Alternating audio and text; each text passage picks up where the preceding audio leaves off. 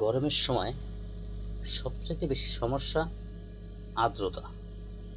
এই আর্দ্রতা নিয়ন্ত্রণে না আনার কারণে আমার প্রায় 50টা ডিম নষ্ট হয়ে গেছে। 120টা ডিম দিছিলাম 2টা ইনকিউবেটরে, তা আমার 50টা ডিম বাচ্চা হয়ে মারা গেছে। ওই আর্দ্রতা ছিল 60-এর উপরে, 70, 68, 65। এই আর্দ্রতার কারণে ডিমের ভিতরে পানি ছিল, যার কারণে ওই ডিম বাচ্চা বোরন মারা গেছে।